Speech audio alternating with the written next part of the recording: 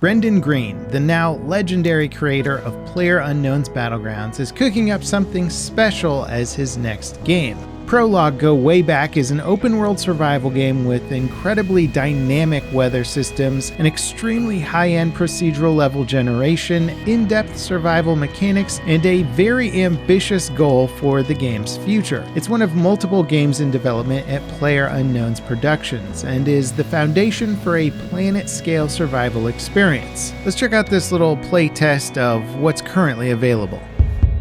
So the basic premise is simple. When you start a new game of Prologue, the world you're spawned into is procedurally generated, creating a unique open world environment to explore. And while you'll likely run into similar biomes in different play sessions, the layout of these biomes and general terrain will be wildly different. And this system offers a level of variety that goes well beyond what I was expecting to see. It's kind of like if you combine 3 or 4 planets from No Man's Sky into a single playable area. I did notice some stuff like a bunch of repeating rock formations and forests, but overall the scale and fidelity of this terrain is much more impressive compared to just about any other procedural generation system I've seen. Most other procedural games opt for a more cartoony environment that makes these systems a little bit easier to handle, and when you go for realistic, which some games attempt to do, you start to see a lot of seams and cracks. This game has handled that pretty well. Now at the start you spawn into a cabin that has the bare essentials for survival: a map, a compass, some food and water, and a matchbook. The goal you're given in the playtest is simple: use the resources available to trek across the wilderness and make it to a weather station. Also, just to be clear, this is an open beta playtest, not an early access game or even a demo of what to expect. The studio's goal seems to be aimed at performance testing and just to test some basic features as opposed to introduce you to the whole game concept. Now, scattered around the wilderness are structures like cabins, barns, and some trailers that'll have some supplies that you can loot, such as food, water, and clothing. You start off with a very limited inventory capacity, but Prologue gives you some interesting mechanics for working around this. An interesting one is that you can actually carry up to 8 items in your arms at once. So if your backpack is loaded up with food, you can still pick up logs and actually build a fire without having to put all of those items into your backpack and then take them out and then go get the food that you dropped on the ground. It just makes things so much easier. Prologue also takes after some of the more recent survival games and makes interacting with the world very direct. To start a fire, you simply make a pile of burnable items and throw a match onto it.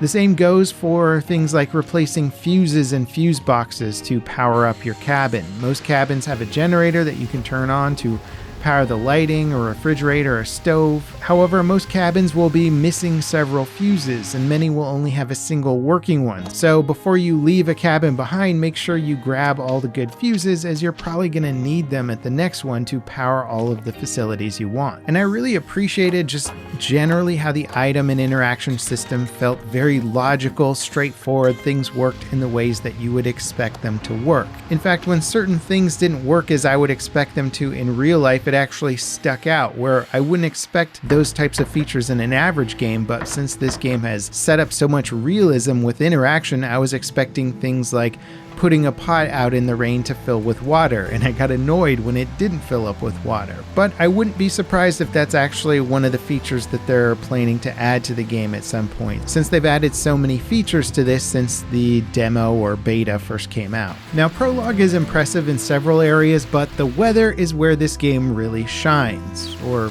pours, or even snows. Plenty of games have done dynamic weather before, but the way Prologue's builds up over time is this new next level of realism. It doesn't just start raining. First it gets dark, then it gets windy, then you'll hear cracks of thunder off in the distance, and rain slowly starts to trickle down before turning into a full-on downpour, soaking the terrain. It's very gradual, and all of the sights and sounds associated with the effects are incredible. I think the closest comparison would be, say, the rain that they added to Gray Zone Warfare. The way that rain comes into the game and slowly ramps up and accumulates is pretty convincing, but it also feels like it's kind of the exact same rainstorm every time. Where in Prologue, the weather has much more variety in its severity and is much more gradual in the way that it comes on. Plus the way that the wind makes the trees sway and the sound effects for all the different weather systems is super realistic, and it just really places you in the world so much more than I've experienced in any other survival game. At one point I got hit with a snowstorm, and the snow slowly began to accumulate on the ground as I made my way towards the next cabin. And of course, this weather isn't just for show. When it rains or snows, your body temperature drops, and in a serious snowstorm you can actually die from the cold in a pretty short period of time. In addition to the more typical status effects like wet and cold, weather in Prologue directly affects the terrain as well. When it rains, patches of the ground get muddy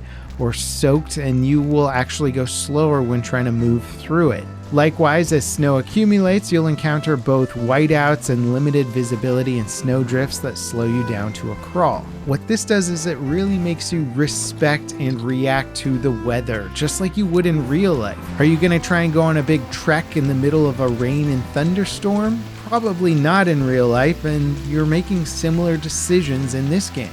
Now, on some levels, some of the other survival systems are a little more rudimentary. There isn't a huge impact on how your character handles or survives based on the conditions of their health or clothing. But there are multiple clothing options for each slot on your character that offer different levels of resistance to the elements. There's also a pretty broad range of calorie and hydration values across all the food items in the game. So there's clearly already ways to optimize the food that you collect to get the most calories and the least amount of inventory space. There's also a cool poison system that triggers when you eat or drink too much spoiled food or dirty water. When poisoned, you lose calories faster, which means that you need to eat a lot more just to stay alive. And at one point I had been poisoned and was wandering through a field on the verge of death without any food left in my backpack, until I realized that I was actually walking through a field of wild carrots that I could just pick and eat. Now, aside from Prologue missing some of the bigger game stuff like narrative and larger goals, the other big thing that really felt missing amongst this fairly detailed simulation was the wildlife.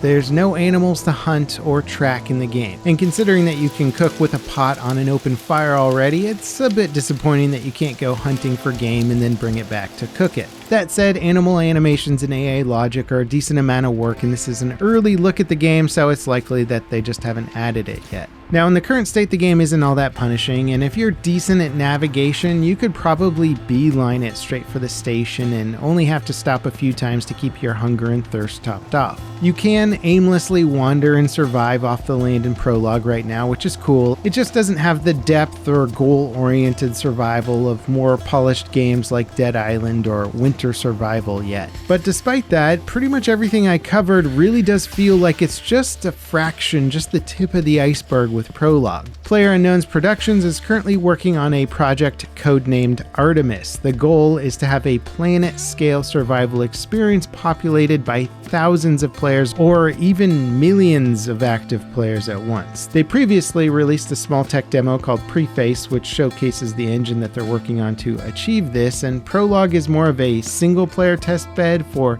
gameplay concepts that might be expanded on for Artemis. Just looking at Preface or Prologue at face value, they do kind of feel like they're very early tech demos with interesting systems and features without a ton of actual gameplay to invest your time into. But when you step back and consider the studio's goals with Artemis, it's clear that Prologue is a stepping stone to something much larger, and it's certainly a solid first step at the very least. Now that said, over the years, there's been a ton of games that have boasted plans for thousands of players on a single server with insanely massive maps, but most of them have kind of fizzled out and never made it to a playable state, or they're still in active development like Star Citizen.